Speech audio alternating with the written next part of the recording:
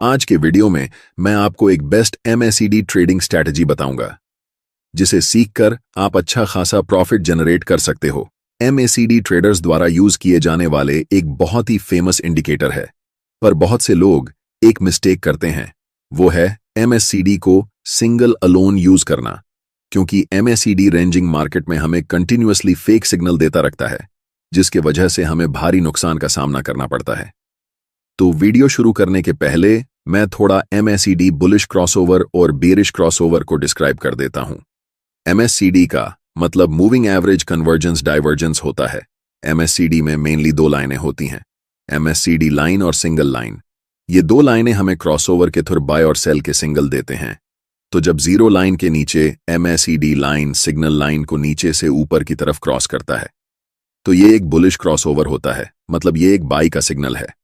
और जब भी जीरो लाइन के ऊपर MACD लाइन सिग्नल लाइन को ऊपर से नीचे की तरफ क्रॉस करता है, तो ये एक बेरिश सिग्नल होता है, डेट मतलब सेल सिग्नल होता है। यहां तक अगर आपको समझ आ गया तो हम आगे स्ट्रेटेजी की ओर बढ़ते हैं। तो हमारी जो स्ट्रेटेजी है उसके लिए हम MACD के साथ 200 एक्सपोनेंशियल मूविंग एवरेज को यूज करेंगे। तो ये स्ट्रेटेजी बहुत सिंपल है। इस स्ट्रेटेजी में हम 200 मूविंग एवरेज को as a support and resistance use करेंगे।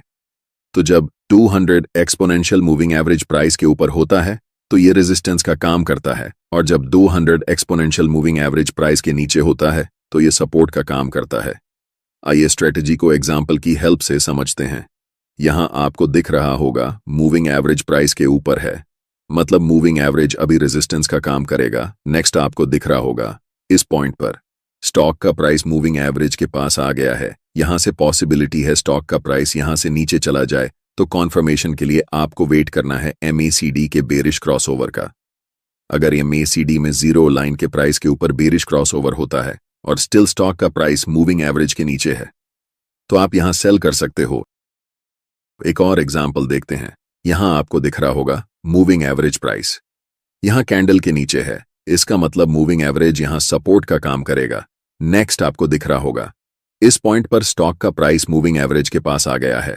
यहां से पॉसिबिलिटी है स्टॉक का प्राइस वापस ऊपर की तरफ चला जाए, इसलिए कॉन्फर्मेशन के लिए आपको MACD के बुलिश क्रॉसओवर का वेट करना है। अगर जीरो लाइन के नीचे बुलिश क्रॉसओवर होता है और स्टिल कैंडल यहां प्राइस मूविंग एवरेज के ऊपर है, तो आप यहां बाय कर सकते हो। जो हमारी नेक्स्ट स्ट्रेटजी है उसमें हम MACD को प्राइस एक्शन के साथ कंबाइंड करके यूज करेंगे। वीडियो को कंटिन्यू करते हैं। यहां आपको एक डाउन ट्रेंड दिख रहा होगा। स्टॉक अपना लोअर लो और लोअर हाई बनाते हुए नीचे की तरफ जा रहा है। क्योंकि ये एक डाउन ट्रेंड है, इसलिए हम ट्रेंड लाइन प्राइस के ऊपर ड्रॉ करेंगे।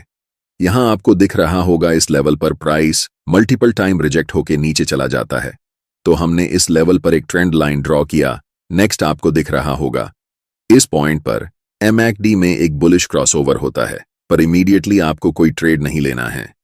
आपको ट्रेंड लाइन के ब्रेकआउट का वेट करना है। नेक्स्ट इस पॉइंट पर दिख रहा है एक ग्रीन कैंडल ने ट्रेंड लाइन को ब्रेक किया। अगर नेक्स्ट डे इस ग्रीन कैंडल का हाई टूट जाए तो आप यहां बाय कर सकते हो। एक और एग्जांपल देखते हैं। तो यहां आपको दिख रहा होगा स्टॉक अप ट्रेंड में है।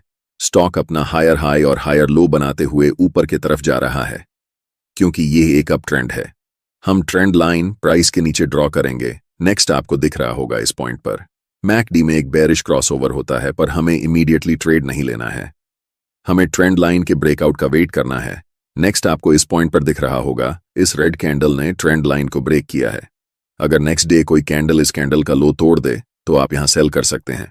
अगर आप लोगों को ट्रेंड लाइन या level of support and level of resistance draw करना नहीं आता, तो आपके लिए एक सेपरेट वीडियो बनाया है, इसे आप यहां क्लिक करके देख सकते हैं। वीडियो को लाइक और चैनल को सब्सक्राइब जरूर करें। धन्यवाद।